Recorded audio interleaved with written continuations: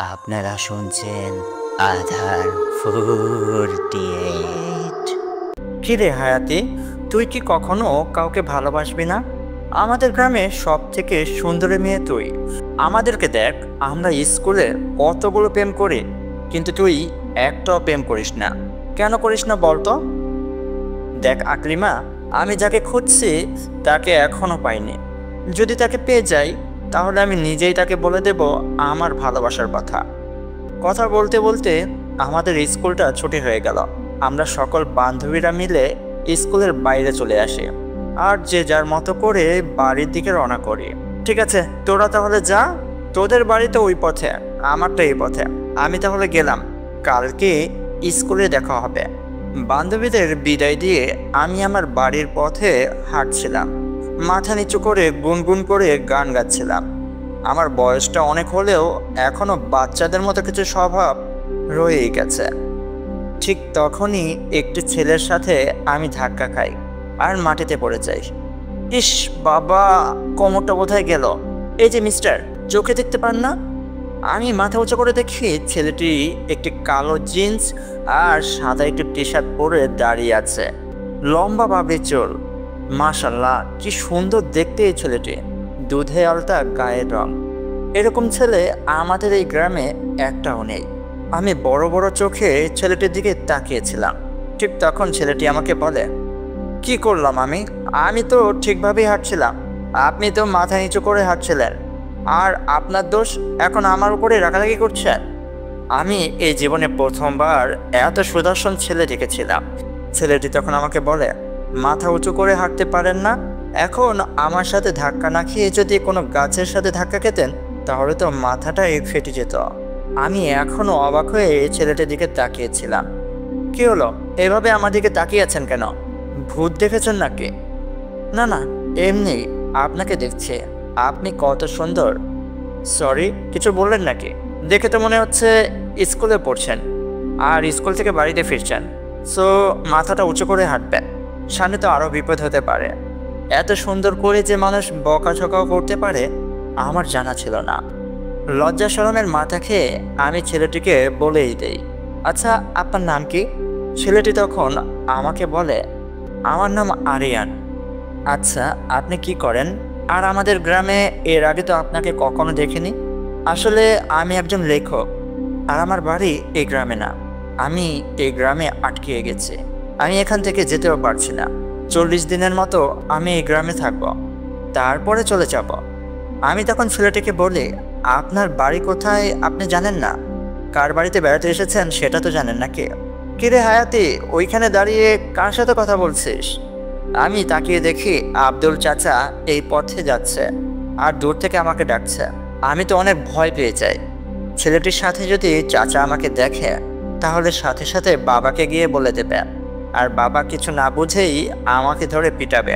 আমি ভয়ে ভয়ে ছেলেটিকে বলতেই যাব যে আপনি এখান থেকে চলে যান, তার আগে আমি ঘুরে তাকিয়ে দেখি ছেলেটি এখন আর সেখানে দাঁড়িয়ে নেই। এমা, 1 মিনিটের ভিতরে কোথায় গেল? আশেপাশে তো কোথাও দেখছি না। যাক, ভালোই হয়েছে। আমার আগেই বোধহয় ছেলেটি বুঝতে পেরেছে সে আমার পরিচিত। আমার সাথে যদি তাকে দেখে তাহলে বকাঝকা করতে পারে আমাকে, তাই বোধহয় সে আগে ভাগেই চলে গেছে। কিরে, তুই এখানে কি করছিস? এমনিতেই দাঁড়িয়েছিলাম, আমি দূর থেকে দেখছিলাম তুই কারোর সাথে কথা বলছিলি। আরে না, ওই আমি কারোর সাথে কথা বলবো কেন? আমি তো এমনিতেই দাঁড়িয়েছিলাম, তোমার চোখের দৃষ্টিটা মনে হয় কমে গেছে। ভালোই হয়েছে, যাও যাও, যে কাজে যাচ্ছিলে সেই কাজে যাও। বাবা মার একমাত্র আদরের মেয়ে আমি। আমার বাবা একজন চাষি আর মা ঘরেই থাকে।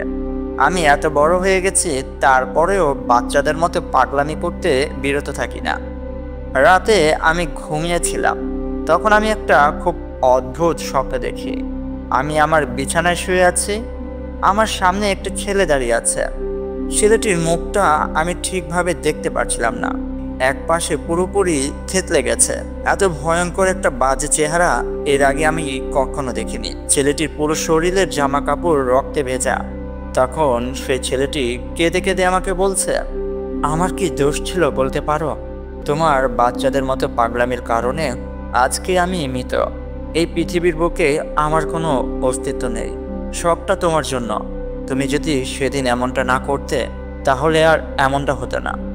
আমি কিছুই বুঝতে পারছিলাম না। তখন সেই ভয়ানক দেখতে ছেলেটি আস্তে আস্তে আমার কাছে এসে বলে, তোমাকেও মরতে হবে, মরতে হবে তোমাকে। আমি আমার মৃত্যুর বদলা অবশ্যই নেব। এত ভয়ানক একটা স্বপ্ন দেখে আমার ঘুমটা ভেঙে যায়। চোখ খুলতেই আমি দেখতে পাই চারিপাশে দিনের আলো ফুটে গেছে। আমি ভাবলাম স্কুলে চলে যাই, আর এটা একটা বাজে স্বপ্ন ছিল, তাছাড়া আর কিছুই না। সকালে বাবা মার সাথে নাস্তা করে আমি স্কুলের উদ্দেশ্যে রওনা করি। স্কুলে আমি সর্বপ্রথম পৌঁছাতাম। পড়াশোনায় আমি অনেক ভালো ছিলাম। সবার আগে আমি যখন আমার ক্লাসে পৌঁছাই, আমি দেখতে পাই আমি যে বেঞ্চের ওপরে বসি সেই বেঞ্চের ওপরে একটা কাগজে ভাঁজ করা কিছু একটা রাখা। আমি এগিয়ে গিয়ে সেই কাগজটা হাতে নেই। ভাঁজটা খুলতেই আমি দেখতে পাই সেখানে একটা কবিতা লেখা। সেখানে লেখা ছিল, তোমার প্রিয় লেখক আরিয়ান অফি। আসসালামু আলাইকুম প্রিয়, সময় হলে একটু দেখা দিও। মনের গভীরে দোলা দিয়ে গেলে, তোমার খেয়ালে আমাকে হারালে। পর হয়ে এলে তুমি, আপন হয়ে গেলে। ঘুম নিয়ে গেলে তুমি, স্বপ্ন দিয়ে গেলে। হারিয়েছে তোমায় আমি, ফিরে কি আর পাবো? তোমার মাঝে নতুন করে নিজেকে হারাবো। এমা, এত সুন্দর কবিতা কে লিখলো? লেখক আরিয়ান অভিটাই বা কে? তখনই আমার মনে পড়ে আগামীকাল আমি যে ছেলেটির সাথে ধাক্কা খেয়েছিলাম সেই ছেলেটি তো বলেছিল তার নাম আরিয়ান, আর সে একজন লেখক। তার মানে কি সেই আমার জন্য কবিতা লিখে এখানে রেখে গেছে? বাহ, তার মানে ছেলেটিও আমাকে পছন্দ করে। ভালোই হয়েছে। আমিও তো প্রথম দেখায় তার উপরে ক্রাশ খেয়েছি। আমি কবিতাটাকে আবারও কাগজে ভাঁজ করে আমার ব্যাগে রেখে দেই, আর ভাবতে থাকি আমার বান্ধবীরা এলে সকলকে দেখাবো কি সুন্দর এই কবিতাটা একটি ছেলে আমার জন্য লিখেছে, শুধুই আমার জন্য। দেখতে দেখতে আমার সকল বান্ধবীরা স্কুলে আসে আর ক্লাসে এসে আমার কাছে এসে বসে। আমি সকলকে ডেকে বলি, জানিস একটি ছেলে আমার উপরে ক্রাশ খেয়েছে আর আমার জন্য একটা কবিতা লিখে এখানে রেখে দিয়েছে। তখন আমার বান্ধবীরা বলে, কি বলিস, কোথায় দেখি? আমি তখন আমার ব্যাগের ভেতর থেকে সেই কবিতাটা বের করতে যাব, কিন্তু আমি সেই কাগজটা হারিয়ে ফেলি। আমি সবগুলো বই বের করে ভালো করে দেখি, কিন্তু কোথাও সেই কাগজটা আর ছিল না। তখন আমার বান্ধবীরা আমাকে বলে, তুই কি আমাদের সাথে মজা করছিস? আমি তখন তাদের বললাম, না রে, সত্যিই একটি ছেলে আমার জন্য কবিতা লিখে এখানে রেখে গিয়েছিল। এই ব্যাগের ভিতরে তো রেখেছিলাম, খুঁজে পাচ্ছি না রে। আমার বান্ধবীরা বলে, তুই আমাদের সাথে মিথ্যে বলছিস, যা। আমার বান্ধবীরা আমার উপরে কিছুটা রাগ করে, কিন্তু আমি আমার বান্ধবীদের কি করে বোঝাবো আসলে একটি কবিতা আমি আমার ব্যাগে ভাঁজ করে রেখেছিলাম, সেটাকে এখন খুঁজে পাচ্ছি না। সেদিন স্কুল ছুটি হওয়ার পর আমি আমার সকল বান্ধবীর থেকে বিদায় নিয়ে আমার বাড়ির পথে আসছিলাম। তখনই আমি দেখতে পাই রাস্তার ধারে পুকুর পাড়ে বসে আছে সেই ছেলেটি। আমি তখন ছেলেটিকে ডাকি, এই যে শুনছেন, এই যে লেখক সাহেব। আমার ডাক শুনে সেই ছেলেটি আমার দিকে উঠে আসে। আমি তখন তাকে বলি, মিস্টার আরিয়ান অফি, আপনি কিন্তু খুব সুন্দর করে কবিতা লিখতে পারেন। আমি জানি আপনি আমার জন্য কবিতা লিখে আমার বেঞ্চের উপরে রেখে এসেছিলেন, কিন্তু এমনটা না করে আমার হাতে দিতে পারতেন, তাহলে তো আমি আর কবিতাটা হারিয়ে ফেলতাম না। আমি আমার বান্ধবীদেরকেও দেখাতে পারলাম না যে কি সুন্দর করে আপনি কবিতা লিখেছেন। তখন ছেলেটি বলে, ঠিক আছে, পরবর্তীতে আপনার হাতেই দেব, তবে আপনার লেখা কবিতাটা আমার হৃদয় ছুঁয়ে গেছে, খুব সুন্দর করে লেখেন আপনি কিন্তু। তখন ছেলেটি আমাকে বলে, আপনার ভালো লেগেছে এটা শুনে আমারও ভালো লাগলো। আপনার নাম কি? আমি তখন বলি, আমার নাম হায়াতে। ওই যে সামনে বাড়িটা দেখছেন, ওইটাই আমাদের বাড়ি। আমি এইবার এসএসসি দেব, এই কারণেই পড়াশোনাটা খুব জমিয়ে করছে। এসএসসি দেওয়ার পর আমার ইচ্ছে আমি আরও দূর পড়ালেখা করব। আপনি জানেন আমাদের গ্রামে ইন্টারের পরে আর কোনো মেয়ে পড়াশোনা করেনি, কিন্তু আমার ইচ্ছে আমি অনার্স কমপ্লিট করব, মাস্টার কমপ্লিট করব ও এমবিএতে ভর্তি হব। আমার জন্য আপনি দোয়া করবেন। ছেলেটি তখন বলে, আপনার জন্য দোয়া রইল। ঠিক তখনই দূর থেকে আমার বাবা আমার নাম ধরে রাখছিল, এই হায়াতি, হায়াতি, ওইখানে কি করিস? এই হায়াতি। আমি তো ঘাবড়িয়ে যাই, আজকে বোধহয় গেলাম রে। বাবা যদি দেখে ফেলে তাহলে আজকে আর রক্ষা নেই আমার। তখনই আমি ঘুরে তাকিয়ে দেখি ছেলেটির সাথে সাথে উধাও হয়ে গেল। ছেলেটি কোথায় গেল? এত কম সময়ের ভিতরে কেউ এখান থেকে উধাও হয়ে যাবে এটা ভাবাই যায় না।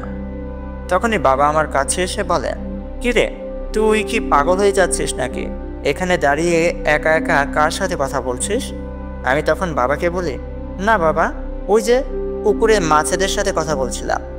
বাবা বলে, তোর পাগলামিটা দিনে দিনে বাড়ছে। তোর এসএসসি কমপ্লিট হলেই তোকে বিয়ে করিয়ে দেব। না বাবা, আমি এত তাড়াতাড়ি বিয়ে করব না। আমি অনার্স কমপ্লিট করব, তারপরে আরও পড়ালেখা করব। পরে তুমি আমার বিয়ে শাদী দিও। এখন আমি বিয়ে শাদী করব না।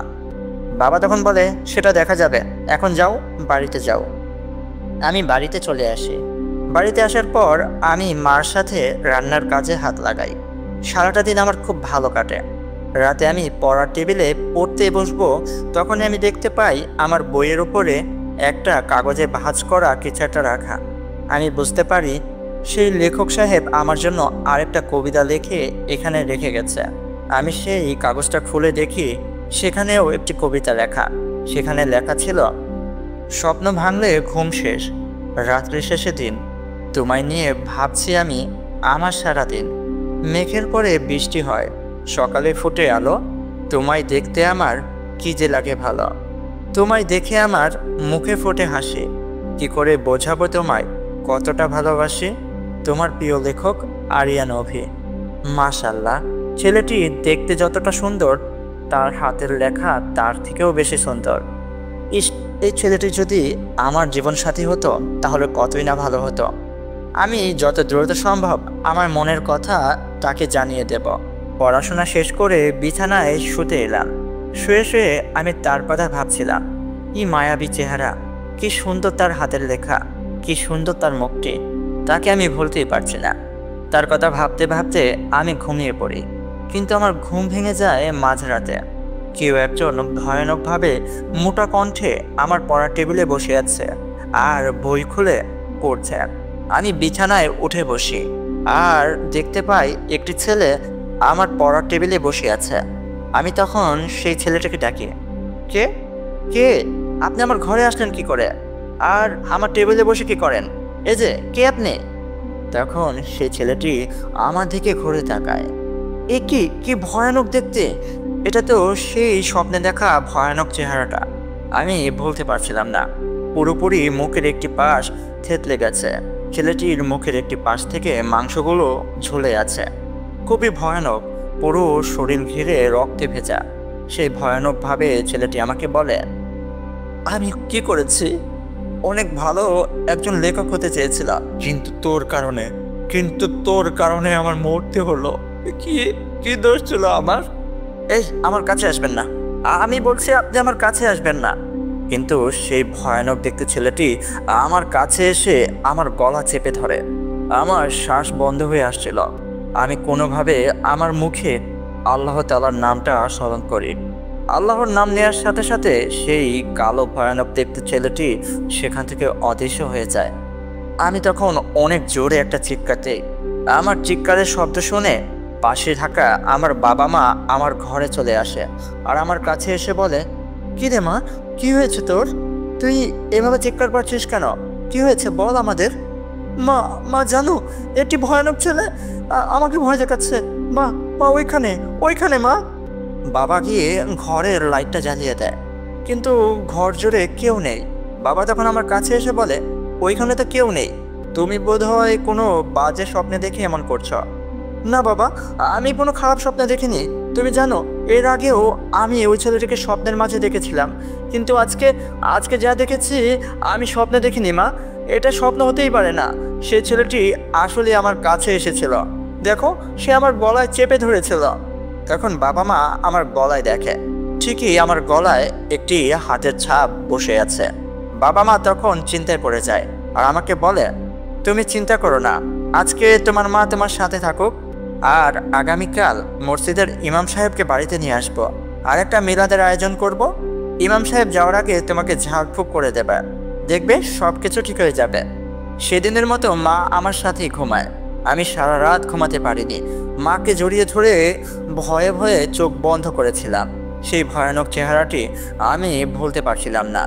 আমি ভাবছিলাম সেই ছেলেটি কেন আমার কাছে আসে আর আমাকে ভয় দেখায় আর আমাকে মারতে চায়, কেন সে এমনটা করে। পরের দিন ছিল শুক্রবার, আমার স্কুল বন্ধ।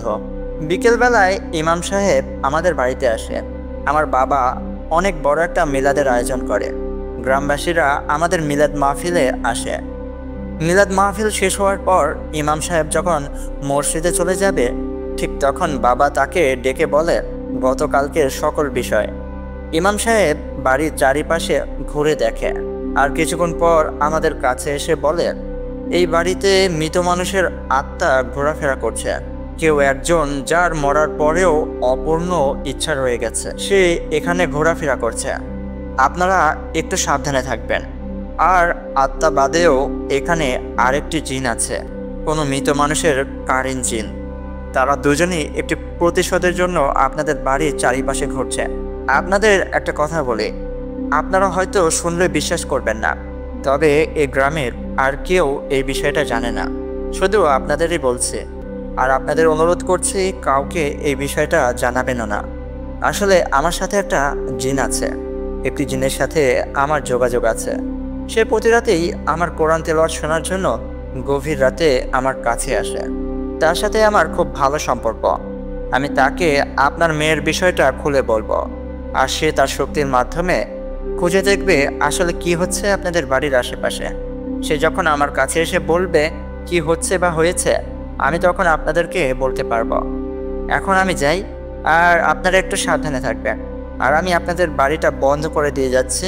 কিছুদিন আপনাদের সাথে এমনটা হবে না, কিন্তু সেই কারিন জিনটা খুবই শক্তিশালী। তাকে দূরে সরিয়ে রাখা বেশিক্ষণের জন্য সম্ভব হবে না। আমি যত দ্রুত সম্ভব সব কিছু জেনে আপনাদেরকে জানাবো। ইমাম সাহেব আমাদের থেকে বিদায় নিয়ে চলে যায়। বাবা মা খুব চিন্তায় পড়ে যায়। পরের দিন যখন আমি স্কুল থেকে বাড়িতে ফিরছিলাম, আমি দেখি পথের মাঝে গাছের নিচে কেউ একজন লুকিয়ে লুকিয়ে আমাকে দেখছে। আমি বলি, কে কে গাছের পেছনে, কে লুকিয়ে লুকিয়ে আমাকে দেখছে? দেখুন, আমি কিন্তু বুঝতে পারছি। সামনে আসুন বলছে, সামনে আসুন। আমি তখন দেখি সেই ছেলেটি আরিয়ান আমার সামনে এসে দাঁড়ালো। আমি তখন তাকে বলি, মিস্টার লেখক সাহেব, আপনাকে তো ভালো ছেলে ভেবেছিলাম, কিন্তু দেখছি আপনার স্বভাবে কিছুটা ঝামেলা আছে। আপনি লুকিয়ে লুকিয়ে একটি মেয়ে মানুষকে দেখছেন, এটা কিন্তু বাজে স্বভাব। তখন আরিয়ান আমাকে বলে, আপনাকে দেখতে খুব ইচ্ছে করছিল, তাই তো আপনাকে লুকিয়ে লুকিয়ে দেখছিলাম আর আপনার পিছু নিয়েছিলাম। আচ্ছা, আপনি রাতের বেলায় কোথায় থাকেন আরিয়ান সাহেব? মানে আপনি কোথায় এসেছেন আমাকে তো কিছুই বলছেন না। আপনি এই গ্রামে কার বাড়িতে এসেছেন? আরিয়ান তখন আমাকে বলে, রাতের বেলায় আমার যে কি হয় আমি ঠিক বলতে পারবো না। আমি কোথায় থাকি সেটাও আমার মনে পড়ছে না। শুধু সন্ধে নেমে এলেই আমার কি যেন একটা হয়। আর যখন জ্ঞান ফিরে পাই, আমি দেখতে পাই আমি আপনার বাড়ির আশেপাশে কোথাও একটা শুয়ে আছে। আমি মনে মনে ভাবি লেখক সাহেব হয়তো আমার সাথে মজা করছে।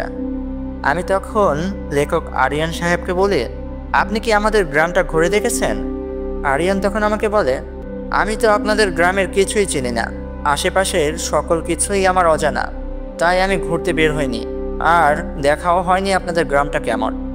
তখন আমি আরিয়ানকে বলি, তাহলে আমার সাথে আসুন, আমি আপনাকে আমাদের গ্রামটা ঘুরে দেখাই। সত্যি আপনি আমাকে আপনাদের গ্রামটা ঘুরে দেখাবেন? হ্যাঁ সত্যি বাবা, সত্যি, আসুন।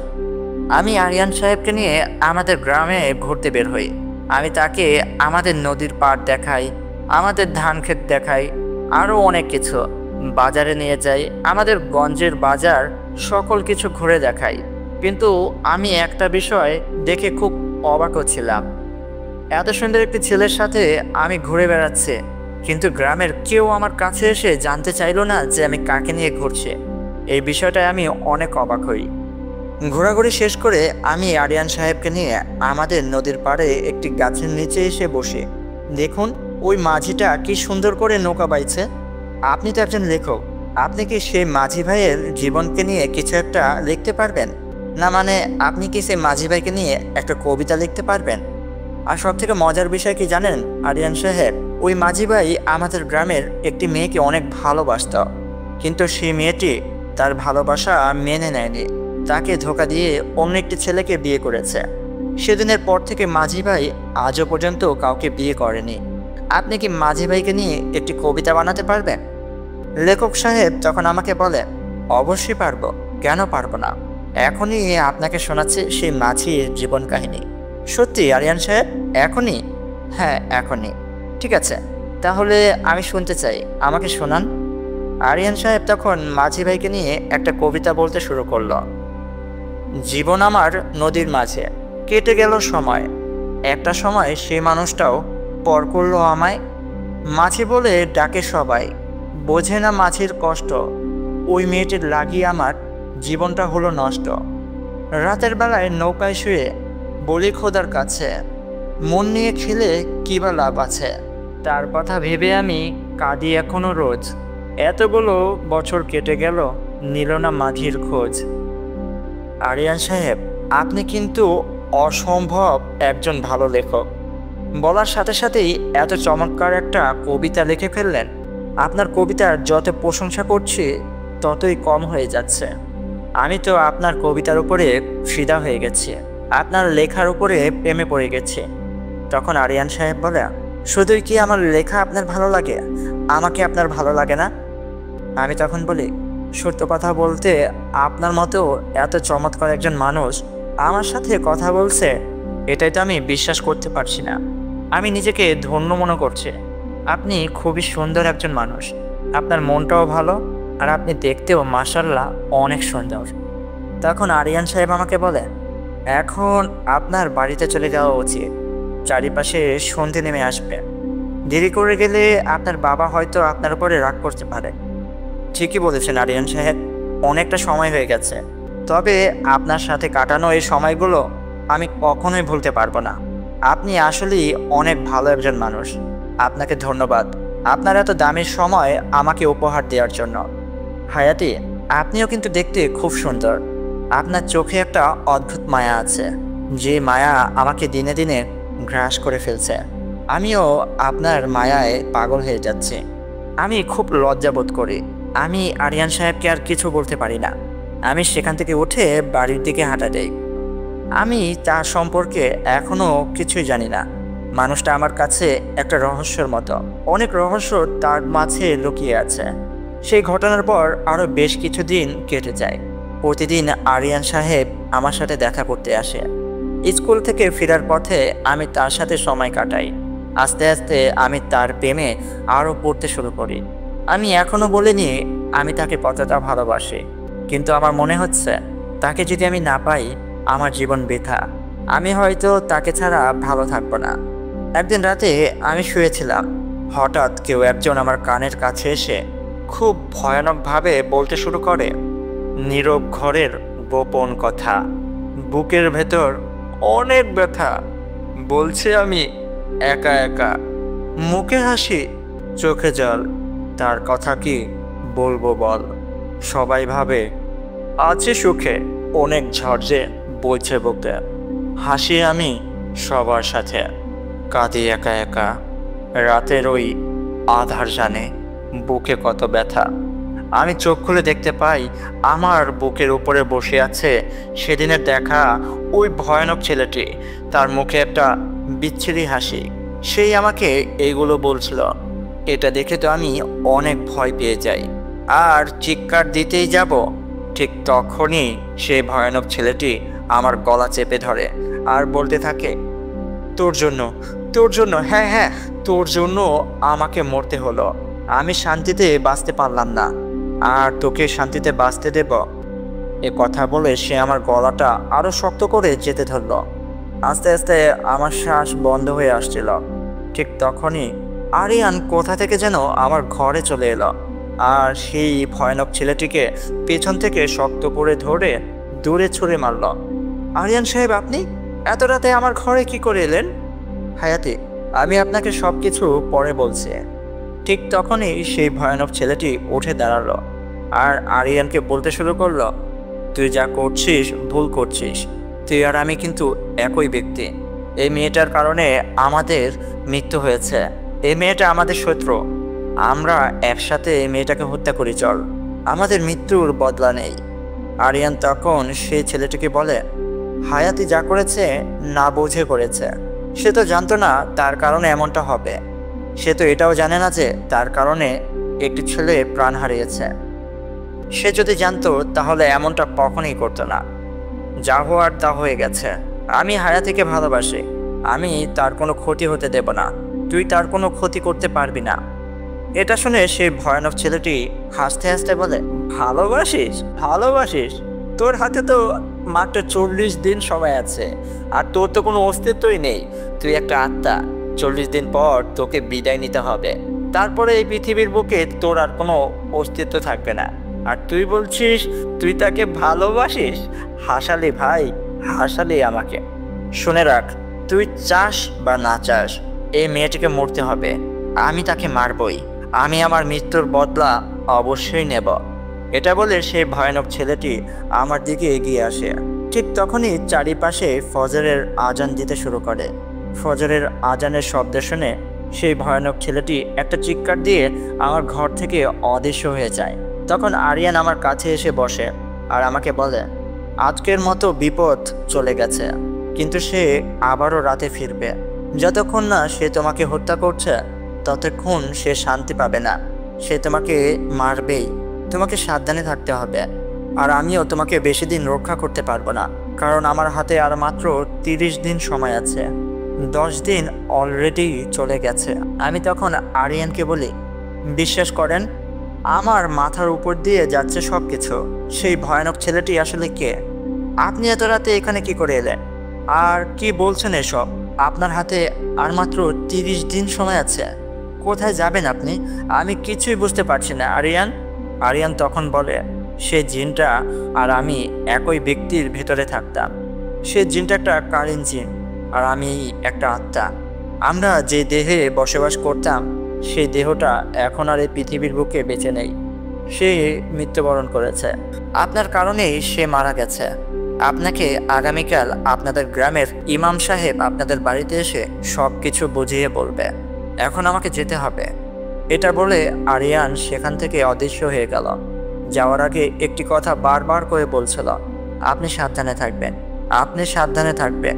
যে কোনো সময় সে জিনটা এসে আপনাকে হত্যা করতে পারে। আপনি সাবধানে থাকবেন। আর আমার কোনো আফসোস নেই যে আপনার হাতে আমার মৃত্যু হয়েছে। আল্লাহ পাক আমার মৃত্যু যেভাবে লিখে রেখেছিল সেভাবেই হয়েছে। এটা বলতে বলতে সে অদৃশ্য হয়ে গেল। আরিয়ানকে এভাবে অদৃশ্য হতে দেখে আমি অনেক ভয় পেয়ে যাই। আমি একটা চিৎকার দেই। আমার বাবা মা আমার ঘরে ছুটে আসে। আমি বাবা মাকে সব কিছু খুলে বলি। আরিয়ানের বিষয়েও সব কিছু খুলে বলি।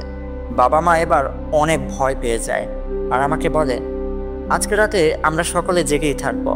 কাল সকালে ইমাম সাহেবকে আমি আবারও ডেকে নিয়ে আসবো আমার বাড়িতে। তুই চিন্তা করিস না মা, তোর কিছু হবে না। বাবা মা সেদিন আমাকে পাহারা দিচ্ছিল, কিন্তু আমার মনে বাসা বেঁধেছিল অজানা একটা ভয়। আমি যাকে জীবিত ভাবছিলাম, যার প্রেমে আমি পড়ে গিয়েছিলাম, সেও একজন আত্মা। সেও এখন আর বেঁচে নেই। কিন্তু তারা কেন বলছে যে আমার জন্যই তাদের মৃত্যু হয়েছে? আমি তো কিছুই বুঝতে পারছি না। পরের দিন ইমাম সাহেব আমাদের বাড়িতে আসে। ইমাম সাহেবকে বাবা ডেকে নিয়ে এসেছে। ইমাম সাহেব আমাদের বাড়িতে এসে সকলকে একটি ঘরে ডাকে। আমরা সবাই সেই ঘরে গিয়ে উপস্থিত হই। তারপর ইমাম সাহেব আমাদেরকে সবটা খুলে বলতে শুরু করে। ইমাম সাহেব আমাকে বলে, তোমার কাছে যে 2টি জিন এসেছিল তাদের ভেতরে একটি হচ্ছে কারিন জিন আর একটি হচ্ছে আত্মা। তখন আমার বাবা বলে, কারিন জিন? এটা আবার কি ইমাম সাহেব? ইমাম সাহেব তখন বলে, কারিন হচ্ছে এমন একটা জিন যেটা কিনা প্রত্যেকটা মানুষের সাথে জন্মগ্রহণ করে একই সময়, আর মৃত্যুও হয় তাদের একই সময়। কিন্তু কিছু কিছু কারিন জিন তাদের ইচ্ছে পূরণ করার জন্য মৃত্যুর পরেও বেঁচে থাকে। তেমনটাই হয়েছে এখানে। আসলে কারিন জিন আর আমাদের দেখতে হুবাহু একই রকম দেখায়। এক চুল তফাৎ হয় না আমাদের ভেতরে কারিন জিনের। কিন্তু সেই কারিন জিনটা আর সেই আত্মাটা কেন আপনাদের মেয়ের কাছে আসে জানেন? আমি আমার জিনেদের মাধ্যমে জানতে পেরেছি, তারা যে শরীরে থাকতো সেই ছেলেটির মৃত্যুর পেছনে আপনার মেয়ে দায়ী। কি হয়েছিল সেদিন সেটা আমি এখনো জানতে পারিনি। ইমাম সাহেব আমাকে বলে, তোমার কি কিছু মনে আছে? আমি তখন বলি, বিশ্বাস করেন ইমাম সাহেব, আমার কিছুই মনে পড়ছে না। আমি কোনো মানুষকে হত্যা করেছি? এমনটা হতেই পারে না। ইমাম সাহেব বলে, আমি বুঝতে পারছি, কিন্তু হয়তো তোমার অজান্তেই এমনটা হয়েছে। ঠিক আছে, আমি আমার জিন সাথীর মাধ্যমে সব কিছু জানার চেষ্টা করছি। সেদিন আসলে কি হয়েছিল, কেন তারা তোমার কাছে আসে প্রতিশোধ নেওয়ার জন্য। তবে একটা কথা ঠিক, তোমার কাছে যে আত্মাটা আসে, সেই আত্মাটা কিন্তু তোমাকে ভালোবেসে ফেলেছে। একটি আত্মাও যে কোনো মানুষকে ভালোবাসতে পারে, এটাই অবাক করার একটা বিষয়। ইমাম সাহেব আরও বলেন, সেই আত্মাটা আর মাত্র 30 দিন তোমার কাছে আসতে পারবে। তারপরে সে চিরকালের মতো এই পৃথিবীর থেকে বিদায় নেবে। তখন সেই কারিন জিনকে আটকানোর মতো আর কেউ থাকবে না। সে তোমাকে যে কোনো সময় হত্যা করতে পারে। হায়াতি, তুমি একটু সাবধানে থেকো। আমি দেখছি কি করা যায়, তুমি চিন্তা করো না। আমি তোমাদের বাড়িটা আবারও বন্ধ করে দিয়ে যাচ্ছি। আর এই তাবিজটা তুমি রাখো। এই তাবিজটা সবসময় তোমার গলায় যেন থাকে। এই তাবিজটা যতক্ষণ তোমার গলায় থাকবে, সেই আত্মা বা সেই কারেন্ট জিন তোমার কাছে আসতে পারবে না, যতক্ষণ না তুমি এই তাবিজ তোমার গলা থেকে খুলছ। মনে রেখো, এই তাবিজটা যেন কোনোভাবেই হারিয়ে না যায়। আমি দেখছি কি করা যায়। এটা বলে ইমাম সাহেব মসজিদে চলে যায়। ইমাম সাহেব যাওয়ার পর বাবা মা আমার কাছে এসে বলে, এই তাবিজটা যেন না হারায়। এটা বলে বাবা মা আমাকে সান্ত্বনা দিচ্ছিল যে এমনটা কিছুই হয়নি। আমাদের বিশ্বাস, তুমি কাউকে হত্যা করতে পারো না। কিন্তু আমি ভিতরে ভিতরে অনেক কষ্ট পাচ্ছিলাম। তাহলে কি আরিয়ানের মৃত্যুর পিছনে আমি দায়ী? কোনো এক দুর্ঘটনায় কি সে মৃত্যুবরণ করেছে? কিন্তু আমার তো কিছুই মনে পড়ছে না। আমি সিদ্ধান্ত নেই, আগামীকাল যখন আমি স্কুল থেকে বাড়িতে ফিরব, তখন এই তাবিজটা আমি খুলে ফেলব।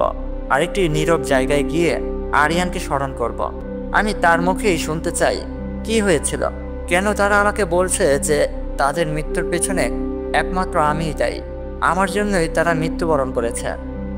সেদিন রাতে আমার সাথে আর কিছু ঘটে না। তার পরের দিন আমি যখন স্কুল থেকে ফিরছিলাম, আমি আমাদের গ্রামের একটি নিরিবিলি জঙ্গলে গিয়ে প্রবেশ করি। আর সেখানে গিয়ে আমি আমার গলায় থাকা সেই তাবিজটা খুলে ফেলে আর আরিয়ানকে স্মরণ করি। কিছুক্ষণের ভেতরেই একটি গাছের পেছন থেকে বের হয়ে আসে আরিয়ান। আরিয়ান আমার কাছে এসে বলে, তুমি আমাকে স্মরণ করলে কেন? আর ইমাম সাহেব তোমাকে না মানা করেছে যেন এই তাবিজটা তুমি না খোলো? তুমি কেন এই তাবিজটা খুলেছ? তুমি জানো না এখন সেই খারাপ জিনটাও তোমার কাছে আসতে পারে? আমি তখন আরিয়ানকে বলি, যা হবে দেখা যাবে, কিন্তু আমি থাকতে পারছি না। এখন আমাকে বলুন তো কি হয়েছিল, কেন আপনাদের মনে হচ্ছে যে আমার কারণেই আপনারা মৃত্যুবরণ করেছেন? তখন আরিয়ান বলে, তুমি কি সকল সত্য জানতে চাও? হ্যাঁ আরিয়ান, আমি সকল সত্য জানতে চাই, আপনি দয়া করে আমাকে বলুন। তখন আরিয়ান বলে, ঠিক আছে, আমি তোমাকে সকল কিছু দেখাচ্ছি। কি হয়েছিল সেদিন? তুমি আমার হাত দুটো শক্ত করে ধরো, তাহলেই তুমি দেখতে পারবে কি হয়েছিল। আমি আরিয়ানের কথা মতো তার হাত দুটি শক্ত করে ধরি। তার হাত দুটি অনেক ঠান্ডা ছিল। আরিয়ান আমাকে বলে, তুমি চোখ বন্ধ করো। আমি চোখ বন্ধ করি। আমি দেখছিলাম চারিপাশে অনেক বৃষ্টি হচ্ছে। আমি স্কুল থেকে বাড়িতে ফিরছিলাম। আমার সাথে ছিল আমার আরও 2টি বান্ধবী। আমাদের হাতে ছিল একটি নীল রঙের ছাতা। তখনই চারিপাশে হঠাৎ করে বাতাস বইতে শুরু করে। ছাতাটাকে নিয়ে অনেক দুষ্টুমি করতে শুরু করি। ঠিক তখনই আমার বান্ধবীরা আমাকে বলে, এমনটা করিস না, ছাতাটা বাতাসে উড়ে যাবে আর কারো শরীরে গিয়ে পড়লে একটা দুর্ঘটনা ঘটতে পারে, কারণ এটা একটা রাস্তা, তুই এমনটা করিস না। কিন্তু ওই যে আমার বাচ্চামোর স্বভাব কখনোই যায়নি। আমি বাচ্চাদের মতো পাগলামি করতে করতে ছাতাটাকে নিয়ে অনেক দুষ্টুমো করতে শুরু করি। একটা সময় চারিপাশে অনেক জোরে জোরে বাতাস বইতে শুরু করে, আর আমি আমার হাতে থাকা ছাতাটা ধরে রাখতে পারি না। আমার হাত থেকে সেই নীল রঙের ছাতাটা বাতাসে উড়ে যায়। আমি দেখছিলাম সেই ছাতাটা উড়তে উড়তে রাস্তার পাশে একজনের গায়ে গিয়ে পড়ে। সেই লোকটি বাইক চালিয়ে আমাদের দিকেই আসছিল। ছাতাটা হঠাৎ করে তার মুখের সামনে আসাতে সে বাইক অ্যাক্সিডেন্ট করে। বাইক অ্যাক্সিডেন্ট করে সাথে সাথে তার মৃত্যু হয়। আমরা এই বিষয়ে কিছুই জানতাম না। আমরা তখন বাড়িতে চলে আসি, কিন্তু আরিয়ান আমাকে স্বপ্নের মাঝে দেখায় কার অ্যাক্সিডেন্ট হয়েছিল। আমি তখন দেখতে পাই অ্যাক্সিডেন্টটা হয়েছিল আরিয়ানের। আরিয়ান বাইক চালিয়ে আমাদের গ্রামে আসছিল। তখনই আমার হাত থেকে ছাতা উড়ে তার গায়ে গিয়ে পড়েছিল। এই কারণেই সে বাইক অ্যাক্সিডেন্ট করেছে আর সেখানেই মৃত্যুবরণ করেছে। আরিয়ান মৃত্যুবরণ করার পর তার আত্মা আমার কাছে আসে, আর তার কার ইঞ্জিনও আসে তার প্রতিশোধ নেওয়ার জন্য। আমার চোখ আমি খুলে ফেলি আর কান্না করতে শুরু করি। তখন আরিয়ানের আত্মা আমাকে বলে, এখানে তোমার কোনো দোষ ছিল না, তুমি যা করেছো না বুঝেই করেছো। আমি তখন আরিয়ানকে বলি, কিন্তু আমার পাগলামির জন্য আপনাকে জীবন দিতে হলো। বিশ্বাস করেন, আমি বুঝতে পারিনি এমনটা হবে। আমি অঝরে কান্না করছিলাম। ঠিক তখনই কেউ একজন পিছন থেকে এসে আমার চুল দুটি ধরে আমাকে দূরে ছুঁড়ে মারে। আমি দেখতে পাই সেই ভয়ানক কার ইঞ্জিন আমার কাছে দাঁড়িয়ে আছে। বুঝতে পারিসনি? কেন বুঝতে পারবি না? তুই কি ছোট? তুই যথেষ্ট পরিমাণ বড় হয়েছিস। আজকে তোর জন্য আমাদের মৃত্যু হয়েছে, তোকে আমরা ছেড়ে দেব এই কথা ভাবলি কি করে? এটা বলে সেই ভয়ানক ছেলেটি আমার দিকে এগিয়ে আসে, কিন্তু আরিয়ানের আত্মা তাকে বাধা দেয় আর তাকে বলে, তাকে মাফ করে দাও, সে যা করেছে না বুঝে করেছে, সে এমনটা করতে চায়নি, দয়া করে তাকে মাফ করে দাও। কিন্তু সেই ভয়ানক আত্মা আরিয়ানের আত্মাকে ধরে দূরে ছুঁড়ে মারে। সেই কার ইঞ্জিনের সাথে আরিয়ানের আত্মা কখনোই পারত না, কারণ সে ছিল একটা সাধারণ আত্মা আর সেটা ছিল একটা কার ইঞ্জিন। তার সাথে লড়াই করার মতো শক্তি আরিয়ানের ছিল না। তারপরেও আরিয়ান বারবার তার কাছে অনুরোধ করছিল যেন আমাকে সে ছেড়ে দেয়, কিন্তু সেই কার ইঞ্জিনটা কোনো কথাই শোনে না। আরিয়ানকেও ধরে একটা আছাড় দেয় আর আমার গলা চেপে ধরে। আরিয়ান মাটি থেকে উঠতে পারছিল না। ঠিক তখনই সেই জঙ্গলের মাঝে একটা হুজুর টাইপের লোক প্রবেশ করে। আমি দেখতে পাই লোকটির শরীরে পরা ছিল একটি সাদা জুব্বা আর মুখ ভর্তি কালো দাড়ি, মায়াবী একটি চেহারা, হাতে একটি তবজি। সেই তবজি পড়তে পড়তে সেই লোকটি আমাদের দিকে এগিয়ে আসছে। এটা দেখে সেই কার ইঞ্জিনটা আমার গলা ছেড়ে দেন আর সেখান থেকে পালিয়ে যায়। কিন্তু তখনও আরিয়ানের আত্মা সেই মাটির উপরে গড়াগড়ি খাচ্ছিল। সেই হুজুর টাইপের লোকটি আরিয়ানের কাছে এলো আর আরিয়ানকে মাটি থেকে টেনে তুলল। আমি তো দেখে অনেক অবাক হলাম যে সেও একটা আত্মাকে দেখতে পাচ্ছে। তখন সেই হুজুর টাইপের লোকটি আমার কাছে এসে বলল, আসসালামু আলাইকুম ওয়া রাহমাতুল্লাহি ওয়া বারাকাতুহু। আমাকে পাঠিয়েছে আপনাদের গ্রামের ইমাম সাহেব, আমি হচ্ছি তার বন্ধু জিন। এ কথা শুনে আমি অনেক অবাক হই আর বলি, আপনি একটা জিন? তখন সে বলে, জি, আমি একজন জিন, আর আমি জানি আপনার সাথে কি হয়েছে। দেখুন, এই আত্মাটা অনেক ভালো, সে অল্প কিছুদিনের ভিতরেই আপনার উপরে যত রাগ ছিল সকল কিছু ভুলে গেছে আর আপনাকে ক্ষমা করে দিয়েছে। আর সব থেকে অবাক করার বিষয়, এই আত্মাটা আপনাকে ভালোবেসে ফেলেছে। এটা সম্ভব না আমি জানি, তারপরেও আমি বলছি, যতদিন এই আত্মা এই পৃথিবীর বুকে বাঁচবে আপনিও তাকে ভালোবাসুন, কারণ আপনার জন্যই তার মৃত্যু হয়েছে। তার মৃত্যুর পেছনে আপনি দায়ী ছিলেন, জেনে বুঝে বা না বুঝে, যেটাই হোক না কেন, কিন্তু তার মৃত্যু তো আপনার কারণেই হয়েছে। আর ওই কার ইঞ্জিনকে নিয়ে আপনারা চিন্তা করেন না, আমি আজকে রাতে সেই কার ইঞ্জিনকে বোতলবন্দি করব। এটা করার জন্য ইমাম সাহেবকে যা যা করতে হবে আমি বলে দিয়েছি। আজ রাতেই ইমাম সাহেব আপনাদের বাড়িতে একটা আসন বসাবে, সেই আসনে ওই কার ইঞ্জিনটাকে স্মরণ করবে। সে যখন হাজির হবে তখন বোতলবন্দি করবে। আমিও ইমাম সাহেবের সাথেই থাকব। আপনি চিন্তা করেন না, আপনার কিছু হবে না। শুধু আপনার কাছে একটাই অনুরোধ, এই আত্মাটা যতদিন এই পৃথিবীর বুকে বাঁচবে, মানে আর 30 দিন, ততদিন আপনি এই আত্মাটাকে ভালোবাসবেন। সেদিন বিকেলবেলায় ইমাম সাহেব আমাদের বাড়িতে আসে আর বাবা মাকে বলে, আজ রাতেই আমি আসন পেতে বসব, আমার কিছু জিনিস দরকার, এইগুলো বাজার থেকে নিয়ে আসেন। ইমাম সাহেব আমার কাছে এসে বসে আর বলে, কি হায়াতি, আমার বন্ধু জিন তোমার কাছে গিয়েছিল তাই না? আমি তখন বলি, জি, সে আমার কাছে এসেছিল। সে যদি সময় মতো না আসতো তাহলে আমি হয়তো মারাই যেতাম। সেই কারেন্ট জিনটা আমাকে মেরে ফেলতো হুজুর। তখন ইমাম সাহেব বলে, তুমি চিন্তা করো না, আজ রাতেই আমরা সেই কারেন্ট জিনকে বোতলবন্দি করব। এর জন্য যা যা করতে হবে আমার বন্ধু জিন আমাকে বলে দিয়েছে। আর সে আমাকে এটাও বলেছে যে সে তোমাকে বলেছে আরিয়ানকে ভালোবাসতে। আমি জানি আরিয়ান এখন আর বেঁচে নেই, তার আত্মা তোমার কাছে আসে।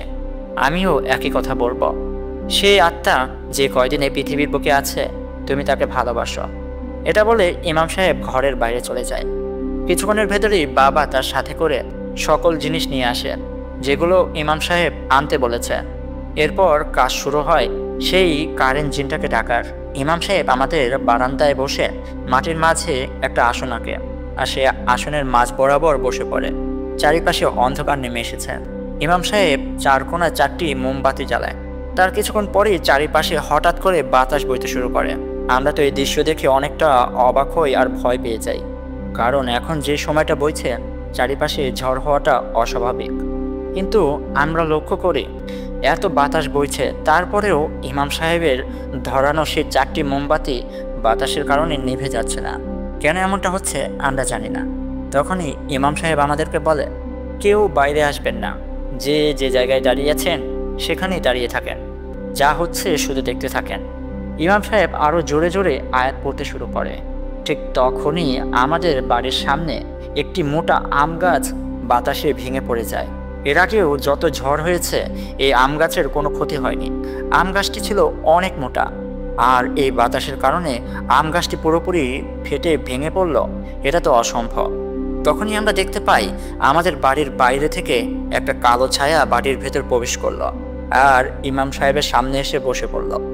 আমরা শুধু দেখছিলাম একটি কালো ছায়া। ইমাম সাহেব তখন সেই কালো ছায়ার সাথে কথা বলতে শুরু করলো। ইমাম সাহেব তাকে বলল, দেখো, যা হওয়ার তা হয়ে গেছে, তোমাকে শেষবারের মতো একটা সুযোগ দিতে চাই, তুমি হায়াতিকে আর কষ্ট দেবে না। তখন সেই ভয়ানকভাবে সেই কালো ছায়া বলতে শুরু করলো যে আমার মৃত্যুর পেছনে এই মেয়েটির হাত আছে, আমি তো এটার প্রতিশোধ নেবই। এই কথাগুলো যেন পুরো বাড়িতে ধমকে ধমকে শব্দ হচ্ছিল, যেটা দেখে আমার বাবা মা অনেক ভয় পেয়ে যায়। ইমাম সাহেব তখন বলে, তোমাকে ভালোই ভালোই আমি শেষ সুযোগ দিতে চেয়েছিলাম, কিন্তু তুমি আমার কথা শুনলে না। এখন তোমাকে বন্দি করা ছাড়া আমার কোনো উপায় নেই। ইমাম সাহেব তখন তার পেছন থেকে একটি কাচের বোতল বের করলো আর সেই কালো ছায়াটার সামনে রেখে কিছু আয়াত পড়তে শুরু করলো। ঠিক তখনই কালো ছায়া তার শক্তি ব্যবহার করতে শুরু করে। আমরা দেখি কাচের বোতলটা সাথে সাথে ফেটে 2 টুকরো হয়ে যায়। এটা দেখে ইমাম সাহেব অনেকটা ঘাবড়িয়ে যায়, কারণ কার ইঞ্জিনের কাছে এত শক্তি থাকার কথা না। ইমাম সাহেব বুঝতে পারে যেহেতু এই কার ইঞ্জিনটার ইচ্ছে পূরণ হয়নি, তাই সে অনেক শক্তিশালী, তাকে বন্দি করাটা সহজ হবে না। ঠিক তখনই চারিপাশে অনেক জোরে জোরে কেউ একজন আয়াত পড়তে পড়তে বাড়ির ভেতরে প্রবেশ করে। সেই হুজুর টাইপের লোকটি বাড়ির ভেতরে জোরে জোরে সূরা পড়তে পড়তে প্রবেশ করলো। আমার বাবা মাও তাকে দেখছিল, কিন্তু তারা জানতো না এটাই হচ্ছে ইমাম সাহেবের সাথে থাকা সেই বন্ধু জিন। আমি শুধু জানতাম, কিন্তু আমি তখন কিছুই বলি না। ইমাম সাহেবের জিন বন্ধু সূরা পড়তে পড়তে সেই কালো ছায়াটার কাছে এলো আর তাকে ধরে মাটির সাথে শুইয়ে দিল। আর ইমাম সাহেবকে বলল, তোমাকে তো আরেকটি কাচের বোতল আনতে বলেছিলাম, কই সেটা বের করো। ইমাম সাহেব তখন তার কথা মতো আরেকটি কাচের বোতল সেই কালো ছায়ার সামনে রাখলো আর ইমাম সাহেব আর তার বন্ধু জিন একসাথে দোয়া পড়তে শুরু করলো। কিছুক্ষণ সূরা পড়ার পর সেই কালো জিনটি ওই বোতলে বন্দী হতে বাধ্য হলো। সাথে সাথে চারিপাশ শান্ত হয়ে গেল, আগের মতো স্বাভাবিক হয়ে গেল। ইমাম সাহেব সেই বোতলটাকে তার ব্যাগের ভিতরে বন্দী করে নিল আর আমাদের কাছে এসে বলল, সব কিছু ঠিক হয়ে গেছে, এখন আমাদের যেতে হবে। ঠিক তখনই ইমাম সাহেবের সাথে থাকা সেই বন্ধু জিন আবারও সূরা পড়তে পড়তে কোথাও যেন অদৃশ্য হয়ে গেল। আমার বাবা মা ইমাম সাহেবকে বলল, সেই লোকটি কে ছিল যে হঠাৎ করে এলো আর আপনাকে সাহায্য করলো? তখন ইমাম সাহেব এর কথার উত্তরে কিছুই বলল না। একটি মুচকি হাসি দিয়ে আমাদের বাড়ির বাইরে চলে গেল। ইমাম সাহেব চলে যাওয়ার পর বাবা মা আমাকে নিয়ে ঘরে চলে এলো। সেদিনের পর আর কিছুই হয়নি, কিন্তু প্রতিদিন স্কুল থেকে ফেরার পথে আমার সাথে দেখা করতে আসতো আরিয়ান সাহেবের সেই আত্মাটা। আমি তাকে ভালোবেসে ফেলি, আমিও তাকে যথেষ্ট সময় দেই। আমি সব সময় তার সাথেই ঘুরি। রাতে যখন আমি একা থাকি, লেখক আরিয়ান সাহেবের আত্মা আমার কাছে আসে। আমি তার সাথে গল্প করি। সে যখন আমাকে ছেড়ে চলে যাবে আমি কি করে থাকব, এটা বলে আমি অনেক কান্না করতে থাকি। কিন্তু আত্মাটা আমাকে বলে, সকলকেই একদিন না একদিন যেতে হবে, তোমারও সময় হয়ে আসবে, তুমিও মারা যাবে। তখন তোমার আত্মা আর আমার আত্মা ওই পারে অনেক ভালো থাকবে। আমি আল্লাহর কাছে একটা জিনিসই চাইব, যদি হাসরের ময়দানে আমি কোনো ভালো কাজ করে থাকি আর আমাকে আল্লাহ পাক জান্নাত দান করে, তাহলে সেই জান্নাতের ভেতরেও আমি তোমাকে চাই, আমি সেখানেও তোমাকে চাই। পৃথিবীর বুকেতেও তোমার সাথে সময় কাটাতে পারলাম না, কিন্তু আমার ইচ্ছে মরার পর হাসরের ময়দানে যেন তুমি আমার জীবন সাথী হও। আমরা দুজন অনেক কান্না করছিলাম, কারণ হচ্ছে আর মাত্র একদিন বাকি আছে, আর একদিন পর আরিয়ান আমার জীবন থেকে চলে যাবে। আর কখনো তাকে আমি দেখব না। এটা ভেবেই আমার খুব কান্না পাচ্ছিল। সেও অনেক কান্না করছিল। দেখতে দেখতে তার পরের দিন চলে আসে। সেদিন আমি স্কুলে যাই না। আরিয়ান আমাকে বলে, তুমি আমার একটা কথা রাখবে? আমি বলি, কি কথা? আরিয়ান বলে, তোমার আলমারিতে নীল রঙের একটা শাড়ি আছে, সেই শাড়িটা পরে আমার সাথে ঘুরতে যাবে। শেষ বিদায়ে আমি তোমার সাথে খুব সুন্দরভাবে ঘুরতে চাই। এটা বলে সে কান্না করে দেয়। আমি আরিয়ানকে কথা দেই।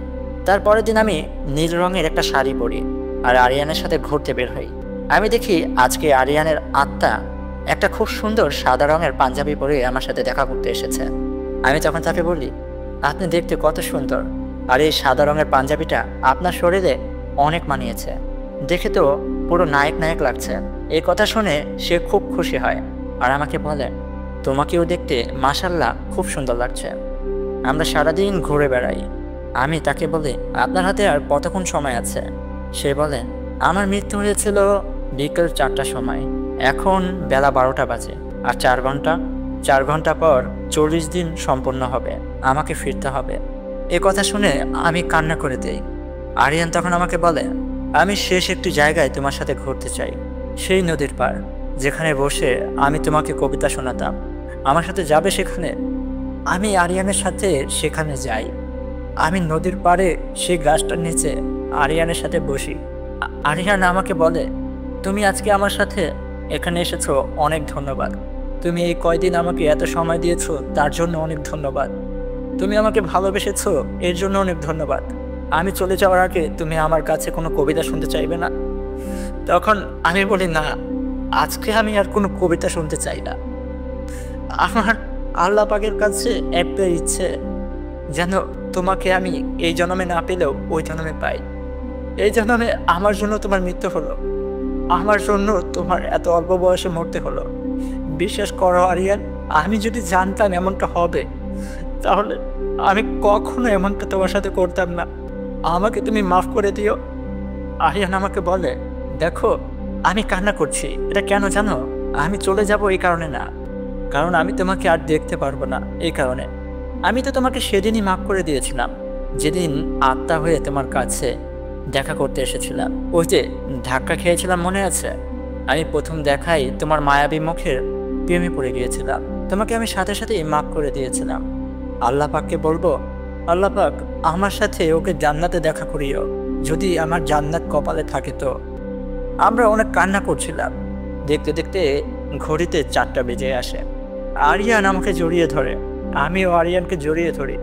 4টা বাজার সাথে সাথেই আরিয়ান সেখান থেকে অদৃশ্য হয়ে যায়। আমি জোরে জোরে কান্না করতে শুরু করি আর বলি, আরিয়ান, ভালো থেকো তুমি। আমি সব সময় তোমার জন্য দোয়া করব। আমি সব সময় তোমার জন্য দোয়া করব। আমি কান্না করতে করতে বাড়িতে ফিরে আসি। আমি সেদিন নামাজের আসনে বসে আরিয়ানের জন্য দোয়া করি। সেদিনের পর থেকে আমি আমার জীবনধারা পাল্টিয়ে দিই। যে মেয়েটা একটা সময় বাচ্চাদের মতো পাগলামি করত, সেই মেয়েটা এখন শান্ত স্বভাবের হয়ে গেছে। আমি 5 ওয়াক্ত নামাজ পড়ি আর প্রত্যেকটা মোনাজাতেই আরিয়ানের জন্য দোয়া করি। আল্লাহ যেন তার কবরকে শান্তিতে রাখে, তাকে শান্তিতে রাখে। এই সুন্দর গল্পটি আমি এখানে শেষ করলাম। শেষ মুহূর্তে এসে আমিও কান্না করে দিয়েছিলাম।